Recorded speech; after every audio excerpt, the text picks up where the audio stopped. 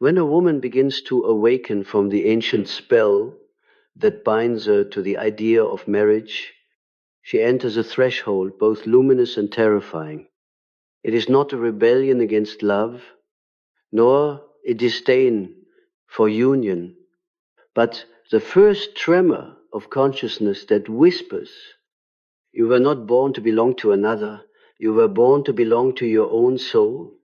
For millennia, the feminine psyche has been woven into the archetype of the bride, the one who waits, who yearns to be chosen, who measures her worth by the gaze of another.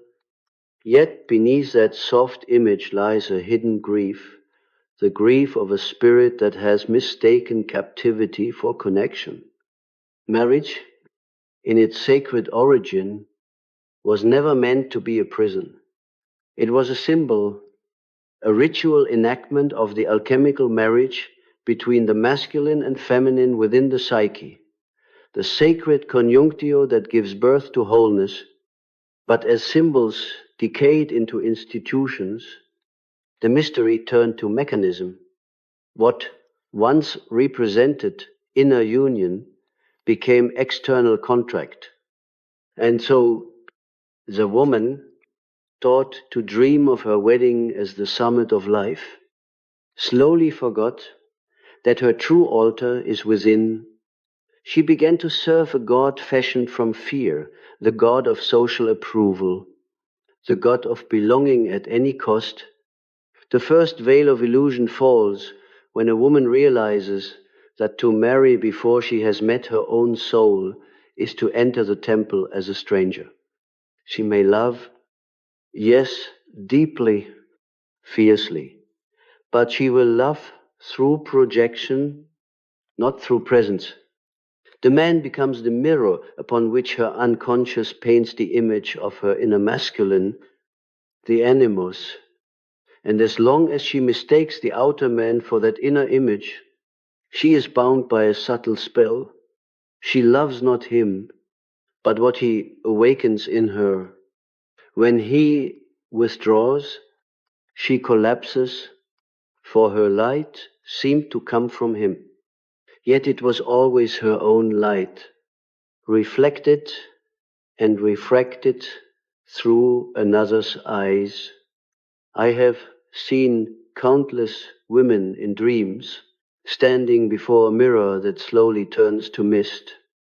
They reach out, trying to touch the reflection of a man within it, and their hands pass through.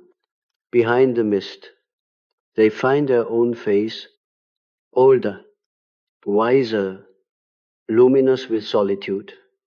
That is the moment of sacred fear when the soul whispers, "I am not here to be completed, I am here to become whole." You see, the unconscious does not care for the moral forms of society. It does not ask whether one should marry or remain alone. It asks only, is the union alive? Does it serve the soul's growth? A marriage that becomes sterile, that suffocates the imagination, is a coffin for the psyche, but a solitude that deepens into communion with the inner world is a garden where Eros still breathes. And it is here that the forbidden truth emerges the truth society cannot bear, for it dismantles the foundation of control. A woman who has married her own soul does not need permission to exist. There is a mystery in the feminine soul that no vow can contain. It is the mystery of the moon ever changing, yet eternal. Marriage, as the world conceives it, often demands constancy of form, while the soul demands constancy of growth. One is a ring of gold, the other a spiral of light. When a woman binds herself to the former without honoring the latter, the spiral freezes. She becomes what I have called the petrified anima, the woman who performs all the correct gestures of devotion but whose eyes no longer shine. Her laughter becomes polite, her eros turns to duty, and somewhere in her dreams, a young maiden still runs barefoot through the fields, calling her name. In my studies of dreams, I have often encountered this archetype, the lost bride. She stands at an altar of stone, holding flowers that never wither, yet her face is blank. She is waiting for a groom who will never arrive, for the groom is not a man, but the lost aspect of her own psyche. When she finally drops the bouquet and walks away from the altar, the temple collapses into light. This is the beginning of individuation, the marriage of the soul with itself. To say that a woman should never get married is not to condemn love, it is to caution her against confusing love with captivity. The forbidden truth is that real love thrives only in freedom. Anything less is a mutual possession masquerading as devotion. The modern woman, inheriting centuries of patriarchal conditioning, often carries within her both a submissive bride and a raging rebel. One vows to be chosen, the other refuses all bonds, yet both are incomplete. Between them lies the true feminine, the one who neither kneels nor flees, but stands in radiant solitude, capable of union, yet not defined by it. You may ask, but is not companionship a human need? Is it not natural for a woman to desire partnership? Yes, it is natural, but so is the ocean's desire for the moon. The true union is gravitational, not contractual. It arises when two individuated souls, already whole in themselves, orbit each other without eclipse. Such love cannot be legislated, it cannot be promised. It simply is like breath, but most marriages are not born from wholeness. They are born from hunger, two incomplete selves grasping at each other's fragments, calling the arrangement stability. When a woman marries out of fear of loneliness, she weds not a man but her own shadow. For loneliness is not absence of company, it is absence of connection with the self. The unlived life within her, the artist, the mystic, the wanderer, begins to haunt her marriage like a ghost. The more she tries to silence that ghost with comfort, the louder it weeps in her dreams. I have known women who awoke at 40 and felt as though they had been asleep since their wedding day. The house, the children, the routines all had become symbols of safety. Yet beneath them stirred a terrible question: whose life am I living? There is a dream, motif I encountered often. A woman stands at her own wedding, yet the groom's face keeps changing. At times he is her father, at times a stranger, at times a shadow without form. Each face represents a projection of the animus, the masculine principle she has not yet integrated. The dream ends only when she dares to remove the veil and look directly at herself. Then she wakes in tears, realizing that the marriage she seeks is an inner one. The ceremony is not cancelled, it is transfigured. The forbidden truth is that society fears such women, for they cannot be controlled through the old archetypes. The bride the wife, the mother. These have been the masks through which the collective has contained the feminine mystery. But when a woman withdraws her energy from those masks and turns inward, she becomes unpredictable, untamed, radiant with her own law. She ceases to function merely as an appendage of the masculine order. She becomes an oracle of the self, a mirror through which others glimpse their own unconscious. This, to the collective mind, is intolerable, for it shatters the hierarchy of dependency. I remember once writing that the privilege of a lifetime is to become who you truly are. For a woman, that privilege often requires disobedience not against men, but against the false gods within her own psyche. She must unlearn the belief that love requires sacrifice of soul. She must rediscover Eros as divine curiosity, not servitude.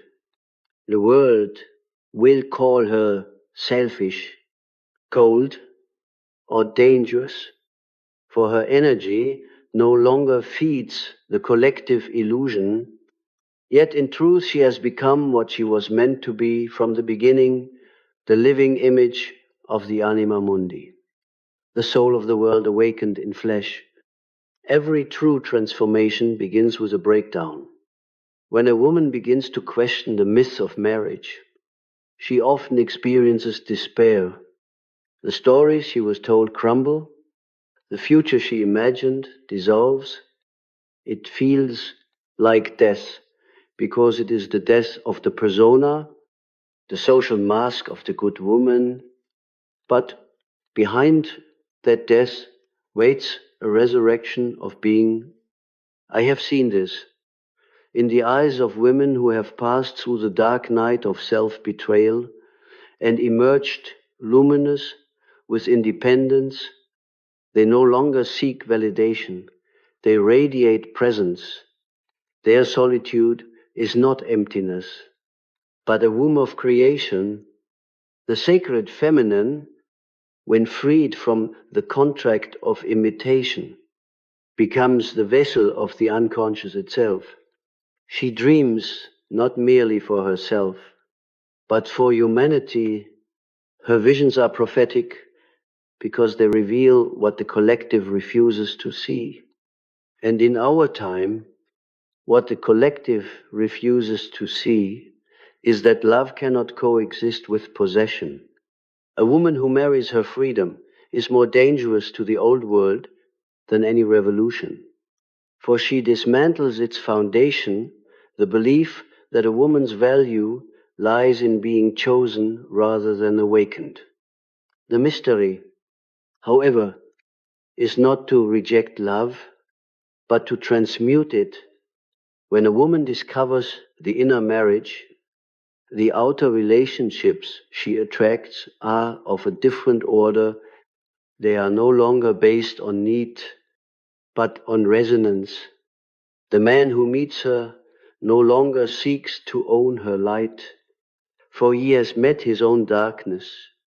Their union becomes an alchemical vessel, the vas hermeticum, where both souls are transformed through mutual reflection. But such unions are rare.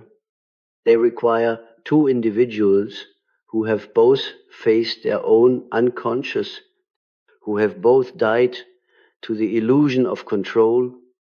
And so I say, before a woman marries any man, let her first marry her solitude. Let her learn to sit in the temple of her own silence until she can hear the whisper of her soul. Let her confront the ghosts of her conditioning, the voices that say she is incomplete, that her worth lies in being wanted. When those voices fade, when she can look into the mirror and see not a role but a being, then and only then can love find her without consuming her? The forbidden truth is that most of what we call romance is an unconscious attempt to escape individuation. It is easier to build a home with another than to dwell in the shifting landscape of the soul, yet the soul demands nothing less. And when a woman finally heeds that demand, she becomes luminous with a different kind of beauty, the beauty of authenticity, of presence, of being who she truly is without disguise. She is no longer a bride awaiting her groom. She is the eternal bride of the self, the unseen union that no ceremony can sanctify, yet all true love flows from it. When the first veil of illusion has fallen and a woman begins to see the architecture of her own conditioning, another movement stirs in the depths of her psyche.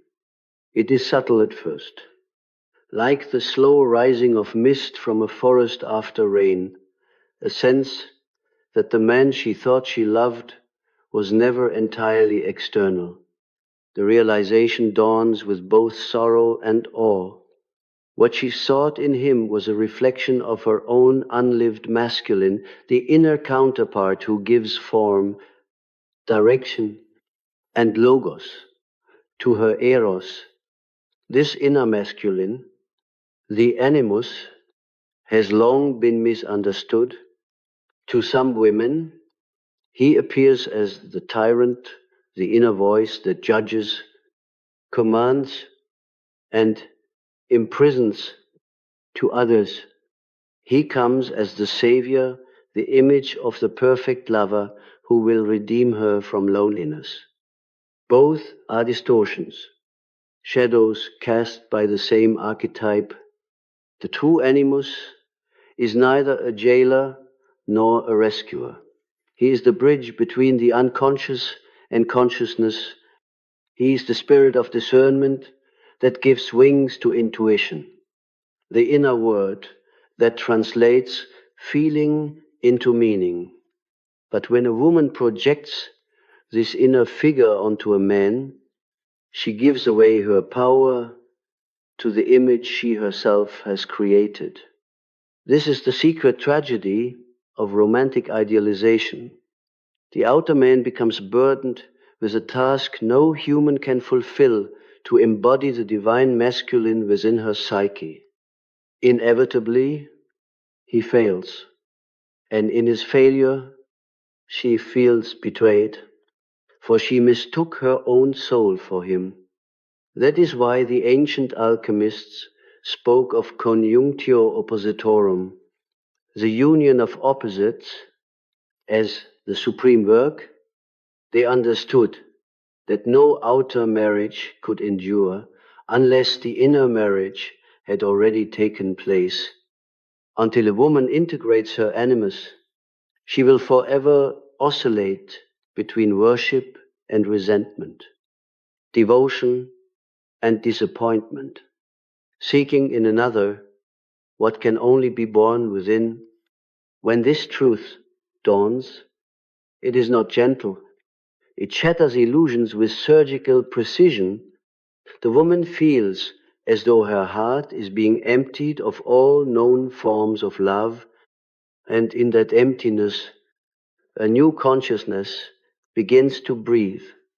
The voice of the inner masculine, once projected outward, now speaks within. It no longer commands, it dialogues, it no longer demands obedience, it offers clarity. In this sacred dialogue between eros and logos, between soul and spirit, a third reality is born, the self, that mysterious center which is both male and female, both known and unknown. I have seen this transformation often appear in dreams. A woman stands at a vast sea, watching a ship vanish beyond the horizon. On the shore, she finds a compass, luminous And still, she picks it up, and suddenly the sea turns inward. It becomes her own bloodstream, her own life. The ship, once sailing away from her, is revealed to have been her own longing for the masculine principle. The compass is the symbol of orientation. It signifies the birth of inner direction, no longer driven by unconscious desire. She begins to live in rhythm with her own law. This moment is dangerous, for it tempts the ego to pride. The woman may think, I need no one now. I am whole. But wholeness is not isolation. It is communion without dependency. The danger of individuation is that one can confuse autonomy with detachment. True autonomy is relational. It allows love to flow without fear of loss. The woman who has integrated her animus can love deeply without surrendering her essence. She can walk beside another without walking behind. She becomes both vessel and fire, receptive and radiant, like the moon that reflects sunlight, yet governs the tides in her own right. To understand why the unconscious resists this transformation, one must grasp the mythic roots of marriage. In the collective psyche, marriage symbolizes not merely union between two bodies, but the domestication of the wild. Every culture, in its way, has tried to tame the feminine by binding it to a fixed form: wife, mother, caregiver. These are not inherently false archetypes, but when they harden into expectations, they become prisons. The wild feminine, the instinctual, intuitive. Lunar energy cannot breathe in confinement. Her love is cyclic, her wisdom tidal. She must flow and retreat, create and destroy, dream and awaken. The institution of marriage, as society has crafted it, demands linearity, where the soul moves in spirals. Thus, many women, once married, feel an invisible suffocation. Outwardly, everything seems stable: a home, a name, a rhythm of life. Inwardly, the fire dims, her dreams grow faint. The moon of her unconscious wanes. She begins to speak in borrowed words, live in borrowed time, and yet, in the deep night of the psyche, a rebellion stirs. It is not rebellion against the husband, nor against the vow, but against the lie that safety is worth the price of soul. When the soul rebels, it does so quietly at first, through small acts of defiance. A sudden desire to paint again, though years have passed, a longing to sit alone beneath the stars, a dream in which she runs barefoot through a forest, unchained. These are not random impulses, they are messages from the inner world, announcing that the psyche refuses to remain domesticated. If she ignores them, neuroses begin: depression, fatigue, resentment. These are the symptoms of a soul caged. But if she listens, if she follows the thread of her longing, something miraculous unfolds. The energy once trapped in conformity returns as creativity. What was once a marriage of duty becomes a union with destiny. She begins to write her own myth, And in that myth, love reappears not as possession, but as presence. There is a story I once heard. In a dream, a woman walked into a cathedral built entirely of mirrors. At first, she saw herself multiplied into infinity and felt lost among her reflections. Then, one by one, the mirrors shattered, and through each fracture, light poured in. When the last mirror broke, she realized that the light had been inside her all along. That is what happens when the projection dissolves, the mirror of marriage breaks, and what remains is the radiant solitude of the self. Yet the collective mind fears this light, for it cannot be owned or categorized. A woman who has found her inner masculine, who no longer projects him onto men, becomes a psychological revolutionary. She disrupts the unconscious order of society, which depends on women remaining dependent. The patriarchal world trembles before her, not because she hates men, but because she no longer needs them to define her reality. Her love becomes cosmic. It includes, but is not limited to the human partner. She may still choose to walk beside a man, but that choice arises from fullness, not from fear. The ancient mystics understood this state. They spoke of the hieros gamos, the sacred marriage within. In alchemical texts, it is symbolized by the union of the red king and the white queen, the sun and the moon, sulfur and mercury. When the conjunction occurs, the opposites within the soul merge into a living third, the philosopher's stone, symbol of immortality. The woman who attains this inner marriage becomes psychologically immortal. She no longer lives merely in linear time, but in symbolic time, where each experience is part of an eternal pattern. She begins to sense meaning in every sorrow, order in every chaos. It is in this phase that many women experience a profound reorientation of love. What once was romantic becomes devotional. What once was desire becomes awareness. Love ceases to be something she seeks to receive. It becomes the way she perceives reality. She no longer asks, "Who will love me?" but rather, "Through whom will love wish to express itself today?" This shift from demand to participation marks the birth of spiritual eros, love as an act of consciousness rather than compulsion. And yet, this awakening often isolates her. The world of appearances cannot easily understand such love. To others, she may seem aloof, detached, even cold.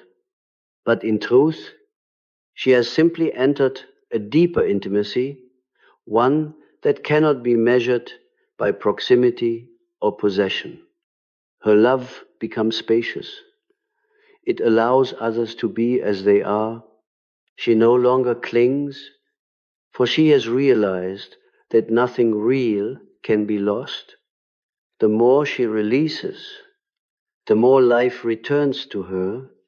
This is why I say a woman should never marry until she has known her solitude as holy, for only solitude can teach her the difference between love and dependency.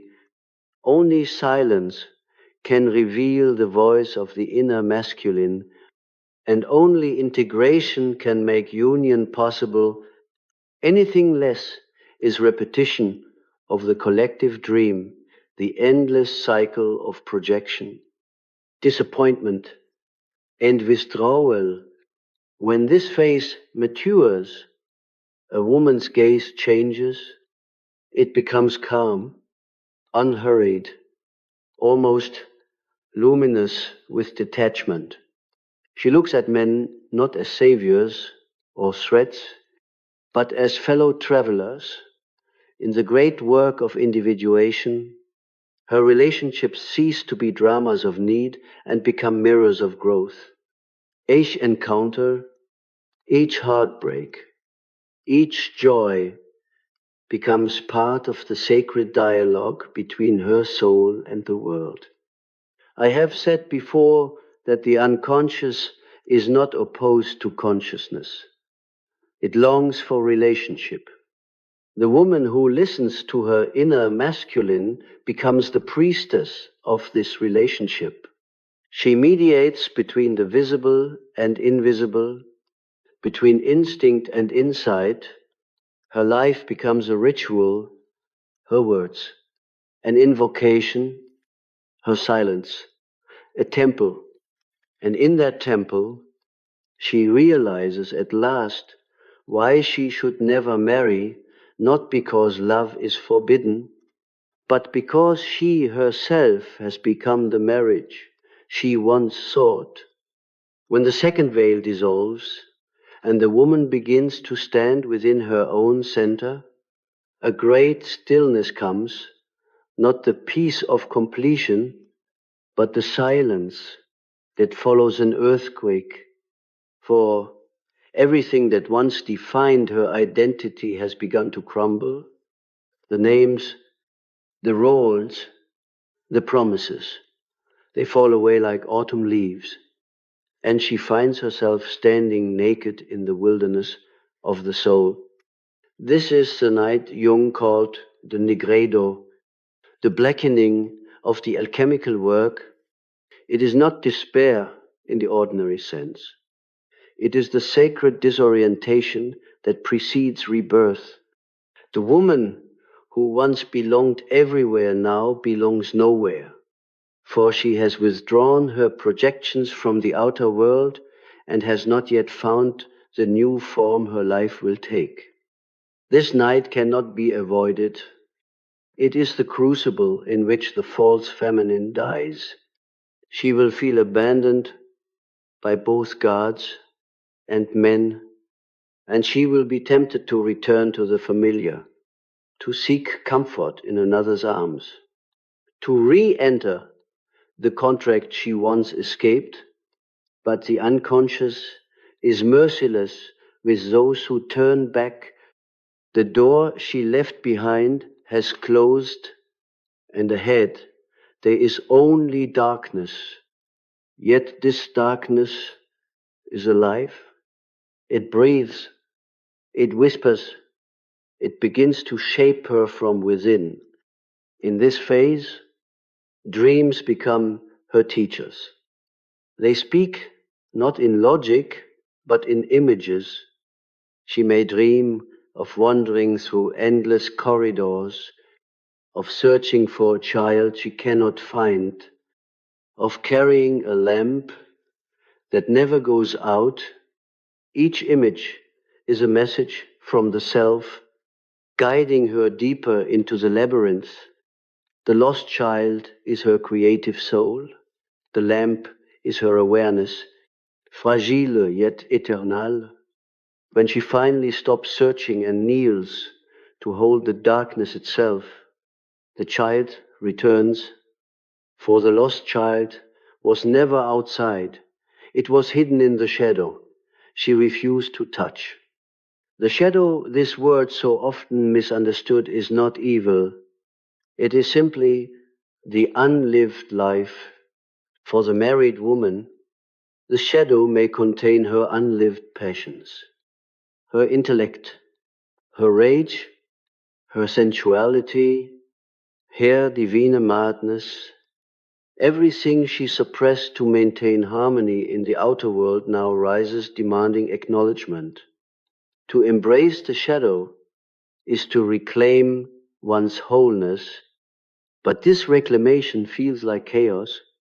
The psyche, long repressed, erupts with dreams, memories, and desires that seem to contradict one another.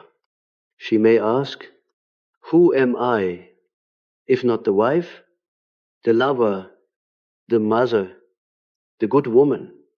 And the soul answers, you are the one who contains all of these, and none of them alone define you.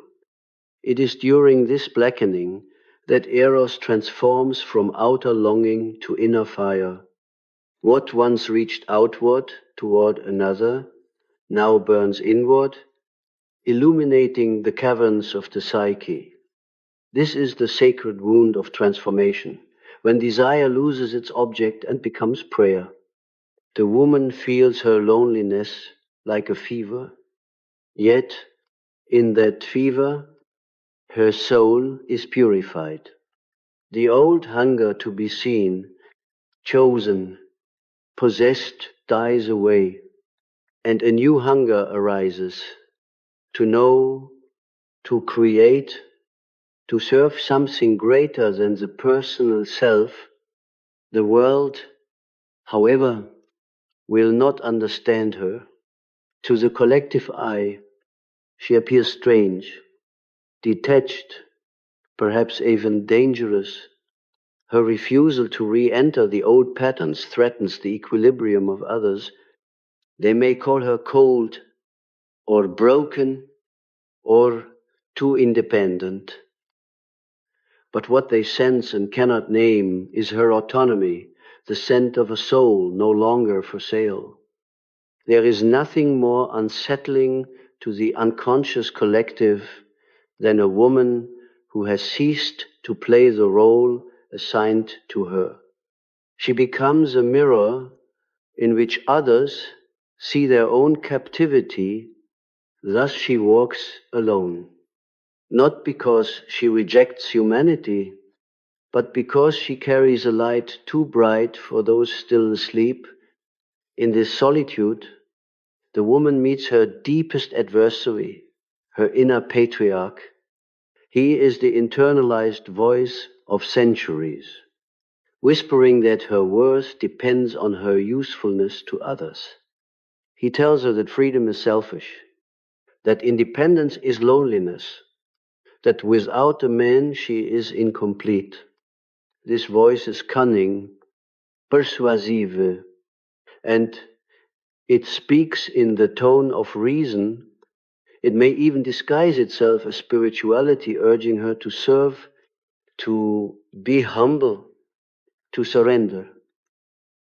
But she begins to see that this voice is not divine, it is the ghost of the collective. And she must slay it, not with anger, but with awareness. I once wrote that there is no coming to consciousness without pain. This is that pain, the slow exorcism of the false masculine from within the feminine psyche. The woman learns to differentiate between the animus as divine intelligence and the patriarch as internalized authority. The former guides her toward integration. The latter chains her to submission. The distinction is subtle, yet vital. When she silences the patriarch and listens instead to the true animus, she discovers that his voice is not commanding, but clarifying. He does not say, obey, he says, awaken.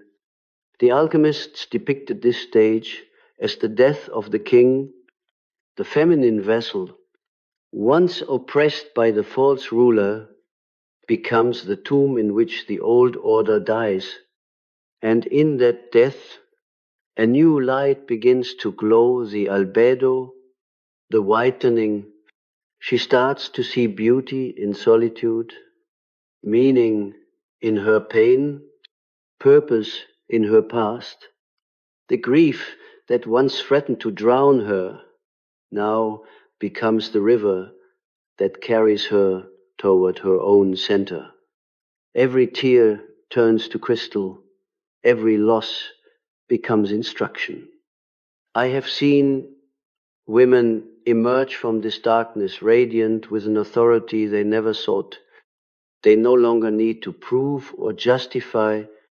Their speech is slow, deliberate, as though each word is drawn from the depths of time.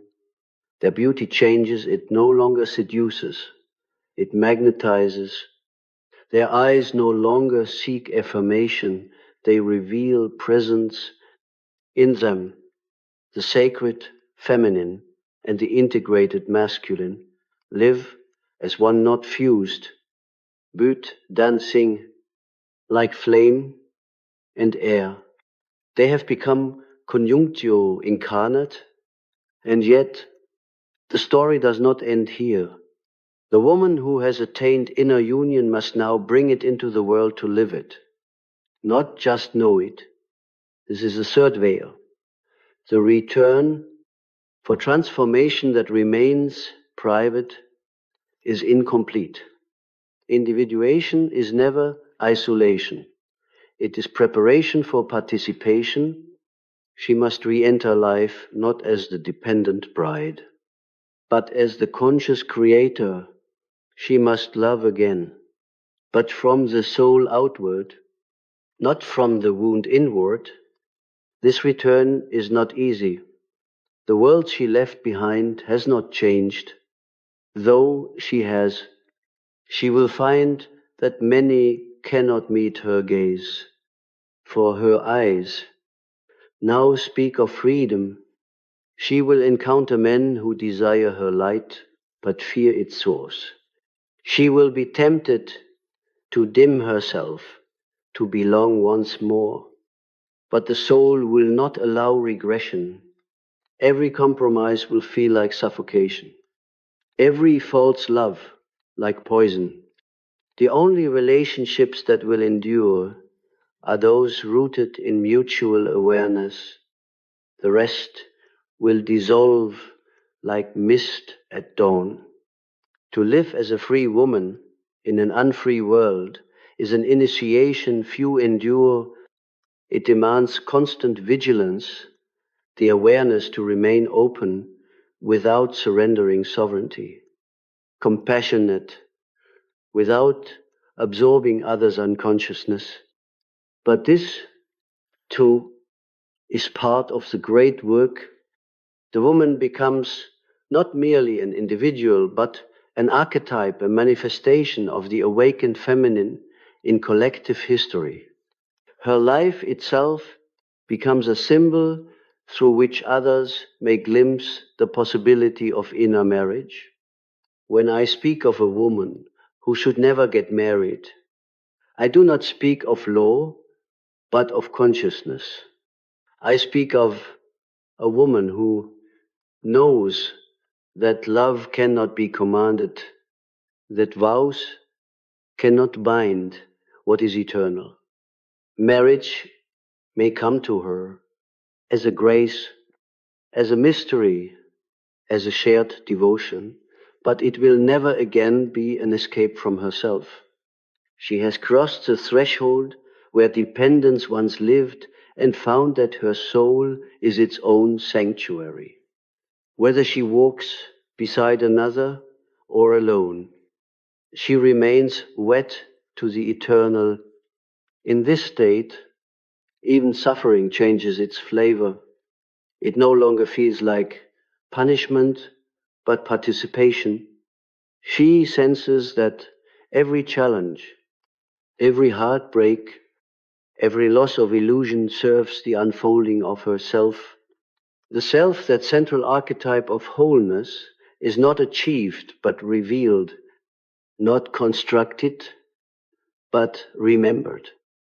The woman who has walked through the dark night emerges knowing that she was never broken, only buried under layers of borrowed life. Her awakening is not an achievement, it is a homecoming. There is a final dream that often marks this passage.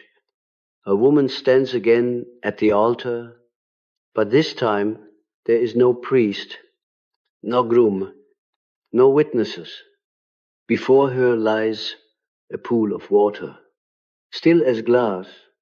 She kneels, and her reflection looks back not as she was, but as she has become, ageless, luminous, serene.